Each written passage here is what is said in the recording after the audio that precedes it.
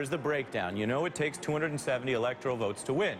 Clinton now on pace to win 288 electoral votes based on those precise new state polls. Those are the ones that matter. You see her path to victory here in those dark blue states. Those are very likely to back her, plus the light blue, which now lean Democratic. As for Trump, we'll show this to you. He's currently looking at only 174 electoral votes between the likely Republican states there in the dark red, the top and the deep south, as well as the light red.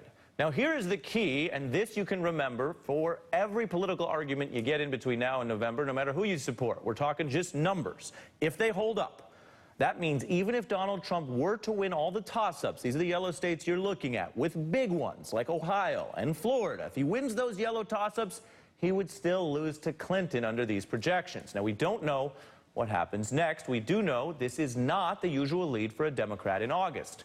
Let me show you. The All-In team here looked at this back to 2012. It was before the conventions. Mitt Romney was much closer to President Obama, down about 46 electoral votes, compared to Trump today, who is losing by 114 electoral votes, with the toss-up states to turn to there. Joining me now is Mitch Stewart. He was Battleground States Director for President Obama's 2012 campaign. So thanks for being here. Continue the flashback with us. You guys were not as comfortable, according to projections, at this moment last time. Yeah, what's really interesting here is both the new floor for Secretary Clinton is certainly much higher than what we had 4 years ago, but the new floor for Republicans is much lower than it was 4 years ago, and that's primarily because of Georgia and what we called in 2008 Obamaha, which is the 2nd Congressional District in Nebraska, which goes by proportionality as opposed to winner-take-all. And so what you're seeing here is a trend that's really, really, really dangerous for Republicans, not only at the presidential level, but for the U.S. Senate. And a number of those battleground states right now where Secretary Clinton has a double-digit lead, there's a very hotly contested Senate race right below that, and that drag is really going to hurt Republicans and, frankly, benefit Democratic senators and candidates. While you're speaking, we had the big map up there, and you can see when you look at the multicolored map exactly what you're talking about. There are a bunch of blue and light blue and even yellow states where there are going to be Senate problems for Republicans if these numbers continue. We want to show again, though, just the yellow map, the simple toss-up map, because this really cuts against what Donald Trump's message has been.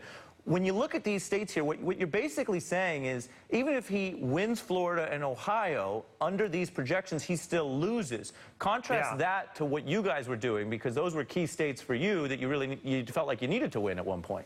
Yeah, and you know, the advantage that Trump may have had early on was this advantage with white working-class voters.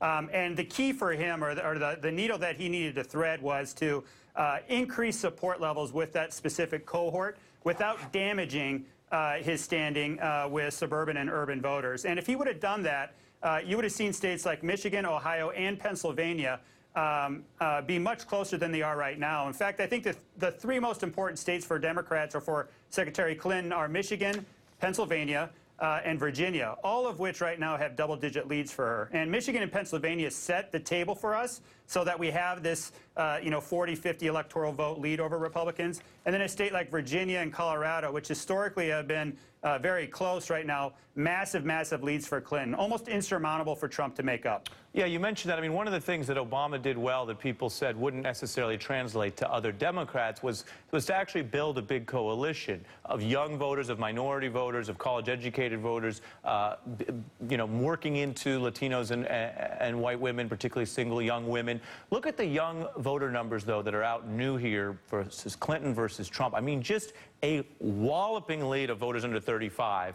But does she have the ability to turn them out, particularly if, as you know, we're here just reporting the map and the facts. We're not taking a side here. But you know it does sometimes make people less likely to turn out if the message they hear for several months is Trump is losing by 10 points. How does Hillary Clinton potentially get young people out? Well, not only that, Ari, but the fact that Trump is talking about this being a quote-unquote rigged election, which is total malarkey, if I can quote the vice president, that also actually depresses turnout. And that's something that probably the Trump campaign needs to figure out sooner rather than later. But, you know, the thing that we do have going for us is twofold, actually threefold. We have Secretary Clinton, who has a message that's working for younger voters. You have Donald Trump, which has a message that is disqualifying him with a whole generation, literally a whole generation of Americans.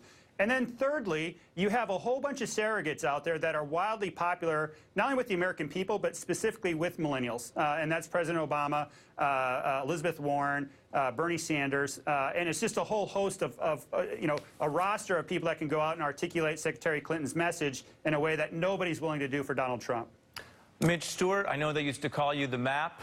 No, I made that up. But battleground map expert, you were the perfect person to talk to about this. Thanks for your time tonight. Thanks. All right, coming up, Donald Trump has gone from talking all about primary polls that showed him in the lead to now why he might lose the general election, and as Mitch was just mentioning, why it might be rigged. Well, some experts